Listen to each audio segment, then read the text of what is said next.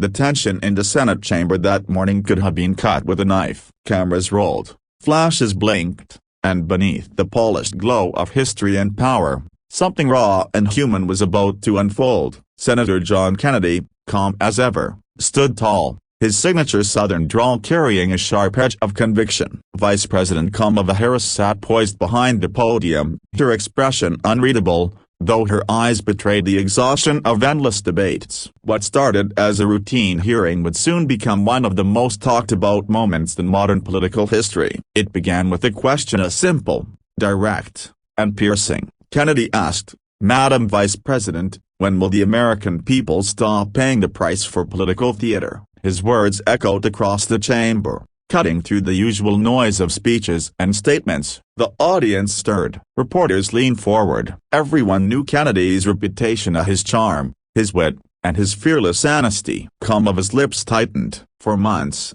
she had faced relentless criticism, most of it unfair, and this question of this momenta felt like another attack. "Senator Kennedy," she said, her tone clipped. "Perhaps if you'd spend less time with your one-liners and more time understanding governance, we'd have progress."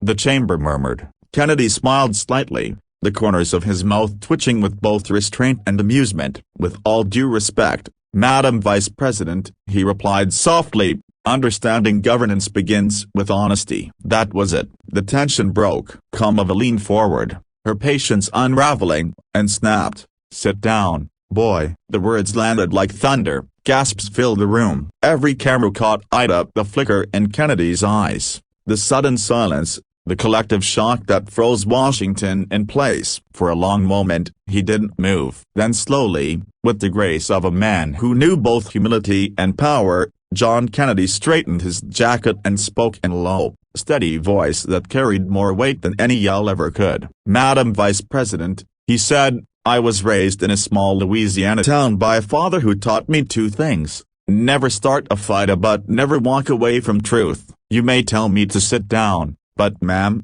America didn't elect us to sit down. They elected us to stand up for them." You could hear a pin drop. The words rolled through the chamber like thunder made of reason and courage. His voice was calm, but behind it was the strength of millions who felt unheard, unseen, and dismissed. Harris blinked, her expression faltering. She had expected anger, defiance, maybe even insult, but Kennedy had met her sharpness with dignity, her command with conviction. He didn't attack her. He rose above her. The crowd in the gallery began to stir a soft applause at first, then a ripple that grew into a wave. Even some of Harris's own allies looked down, uncomfortable. Kennedy's composure had shifted the energy of the entire room. When the session ended, the clip spread like wildfire. Within hours, it was trending everywhere. "Sit down, boy" became a headline, a meme, a movement, but beneath the noise was something deeper. People weren't celebrating conflict, they were celebrating composure. They saw in Kennedy's reply something America had been missing: respect in disagreement, strength without arrogance,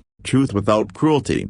That night, Kennedy returned home to his modest kitchen in Louisiana. His wife, Becky, was waiting with a gentle smile and a steaming cup of coffee. "You made quite the impression today," she said softly. Kennedy sighed and set his briefcase down. "I didn't want to," he murmured. "I just wanted to remind folks that we can disagree without losing our decency." Becky smiled. "And that's exactly why people listen to you." Across the country, the debate continued. Some defended Harris's frustration, others praised Kennedy's restraint. But no matter where people stood politically, most agreed on one thing: something powerful had happened. A single exchange had reminded the nation that leadership isn't measured in how loud you speak but in how much dignity you carry when someone tries to silence you.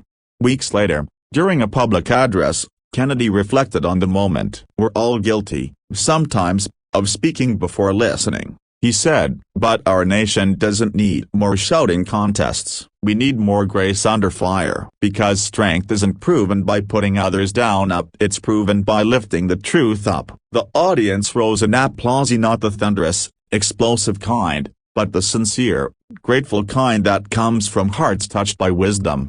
And as the camera panned across faces, a young, old, liberal, conservative, it was clear that for once, America wasn't divided by that one sentence, they were united by what came after it, a reminder that civility, courage, and character are not old-fashioned, that they're the foundation of every great nation.